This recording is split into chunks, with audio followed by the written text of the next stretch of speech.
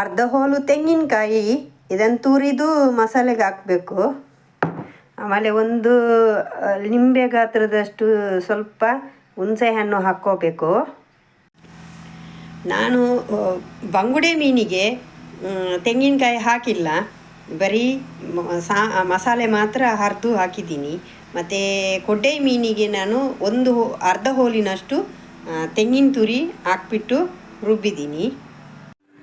Hi hello ನಮಸ್ಕಾರ ಎಲ್ರಿಗೂ. ನಾನಿವತ್ತು ಮಿಕ್ಸ್ ಫಿಶ್ ಕರಿ ಮಾಡಬೇಕು ಅಂತ ಇದ್ದೀನಿ. ಒಂದು ಬಂಗುಡೆ ಮೀನು ಕರಿ, ಇನ್ನೊಂದು ಕೊಡ್ಡೈ ಮೀನಿನ ಕರಿ ಮಾಡ್ತಾಯಿದ್ದೀನಿ. ಇದಕ್ಕೆ ಬೇಕಾಗಿರುವ ಇಂಗ್ರೀಡಿಯೆಂಟ್ಸ್ ನೋಡ್ಕೊಂಡು ಬರೋಣ. ಒಂದು ಮುಷ್ಟಿಯಷ್ಟು ನಾನು ಬ್ಯಾಡಗಿ ಮೆಣಸು ತೊಗೊಂಡಿದ್ದೀನಿ, 1 ಟೇಬಲ್ ಸ್ಪೂನಷ್ಟು ಜೀರಿಗೆ, 2 ಟೇಬಲ್ ಸ್ಪೂನಷ್ಟು ಕೊತ್ತಂಬರಿ ಬೀಜ, ಅರ್ಧ ಟೇಬಲ್ ಸ್ಪೂನಷ್ಟು ನಾನು ಸಾಸಿವೆ ತೊಗೊಂಡಿದ್ದೀನಿ, ಮತ್ತು ಒಂದು ಸ್ವಲ್ಪ 1/4 ಟೇಬಲ್ ಸ್ಪೂನಷ್ಟು ಮೆಂತೆಕಾಳು.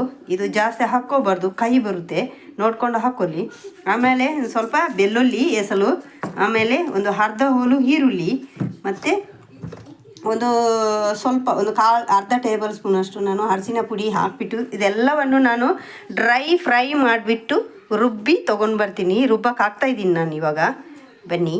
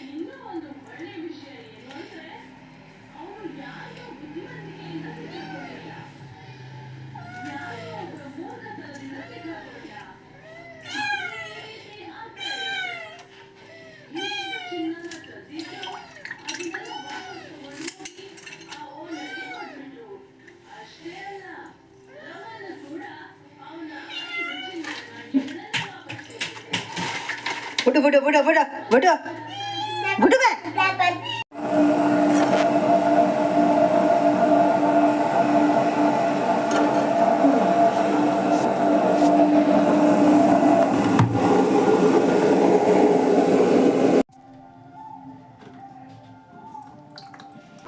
ಉಪ್ಪು ಹಾಕ್ತಾ ಇದ್ದೀನಿ.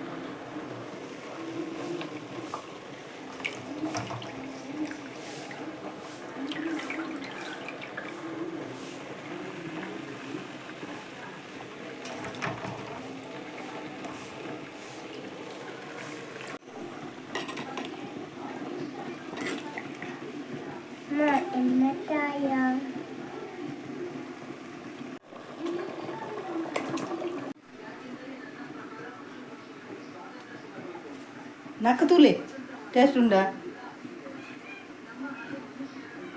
అంగి కొరసిన దెక్కోడు కై